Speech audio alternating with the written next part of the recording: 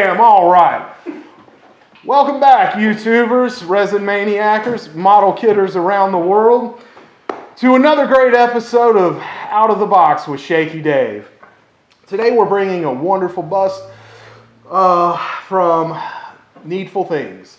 And basically, I already got into this piece because it's freaking awesome. It's based on Alien, and I'm a huge Alien fan, but pretty much I'm a huge fan of anything horror or sci-fi. And basically, what we're looking at here is it's based on an Alien movie that never got to happen. It was going to be the third installment to the Alien series, and as far as I know, it was going to be another one of those go get some movies like Aliens was, except this time they knew what they were getting into. And it's concept art that was going to be a suit that Ripley wore in combating the aliens. Now, I'm not real sure what the details of the suit are. I imagine it was a way to protect them from the acid blood, maybe even blend in or mask themselves due to some sense the aliens have of, you know, knowing people are around, radar, what have you. But it's a great piece.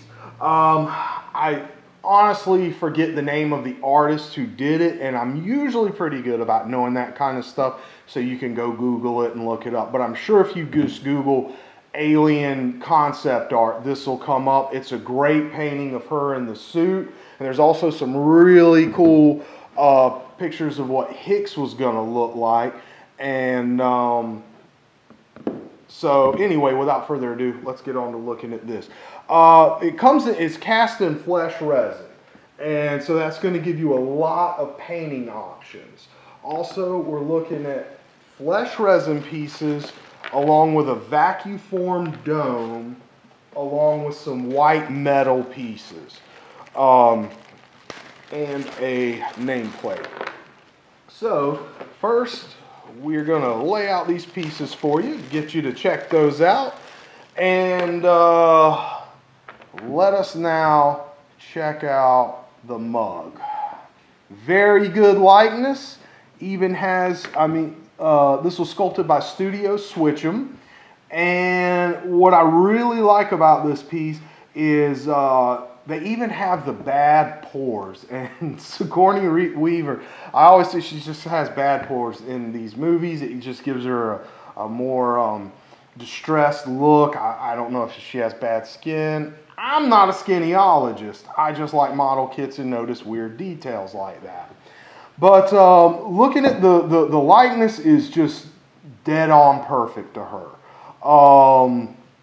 And looking at it, like I said, it is flesh resin. And looking it over, not too terrible of a cleanup. You see some mold line going around here and a little bit up here. And we got a couple little air bubbles in there because hoses and tubes tend to be pretty tricky in molding.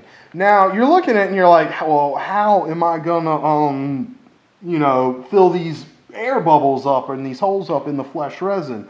Well, this is mechanical, you silly Billy. You can use regular Aves.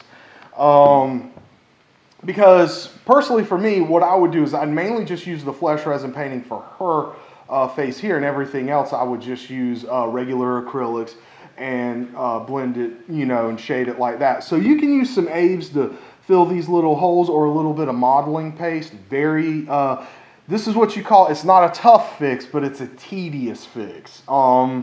One thing I do is I just kind of mix up the paste a little thinner. You can use Squadron mixed with fingernail polish remover, or I like Liquitex modeling paste, and mix it with a little bit of water. Works the same way, and I'll kind of dib it and dab it in, go back, sand it down, file in between the little grooves there. You're ready to rock. And again, the reason why I would paint this with like solid paints, I'd shade it with transparency and things like that, and then paint her face as transparent, is it's going to give you great contrast, and it's going to make her look more fleshy.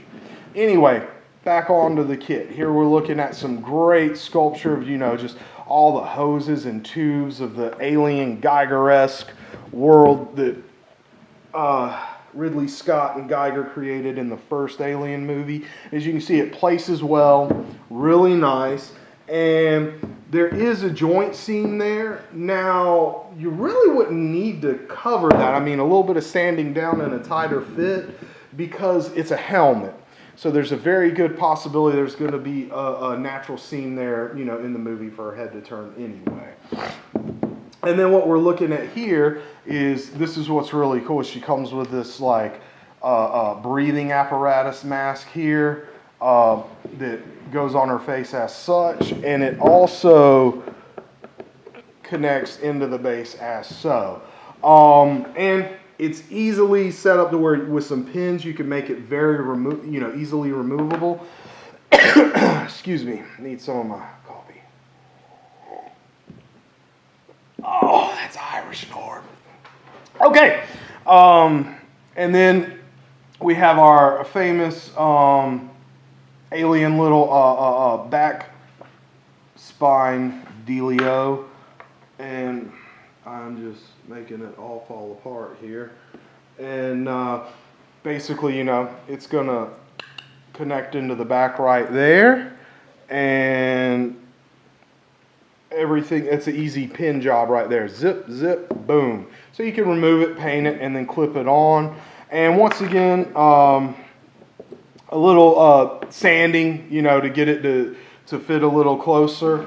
And then we also have the other option of these white metal pieces. Now you've got the tubes that go from here into the back of her helmet as such. What we're going to do, bam to bam. Really cool piece. I like stuff like that. That's always fun. And you got a little bit of a seam line around the white metal. No big whoop to take care of.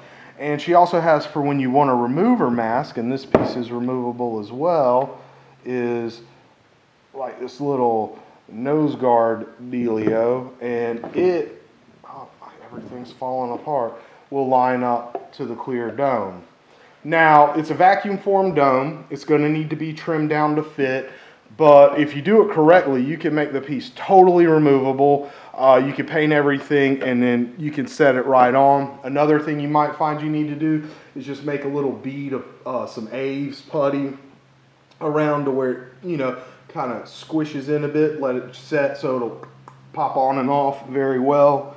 And all in all, the painting options are great. You could paint it very organic, like an alien, or you could paint it very in metals and steels, or organic metals and steels. This piece lends itself to a lot of different painting options. It also comes with what, I'm not a big fan of nameplates, as you know, but it's a cool nameplate, little Weyland-Yutani, says Ellen on it. And it lends itself, like I said, to a lot of different paint options, and a lot of different display options. And it's currently available right now from Needful Things. And if you want to get a hold of it, it's $165, and I think it's $165 shipped. Now we're looking at a good 1/3 scale, almost half scale piece in flesh resin at $165. And as you can see, it's just a big damn hunk of resin. And it's just really cool because it's based on concept art, which is always fun. So you can get a hold of Needful Things at dkcarnival@aol.com. Just say, hey, wanting to check out the Ripley piece I saw on Resin Maniacs. Again, $165, and I'm pretty sure that's shipped. If not, I'm putting Needful Things in a bad spot here. Once again, guys, thanks for tuning in. Really, this is a really fun piece. If you like what we're bringing you, please check the like button, subscribe to the channel, come to Resin Maniacs, become a Resin Maniac, and if you're not a Resin Maniac, well, that's not our problem.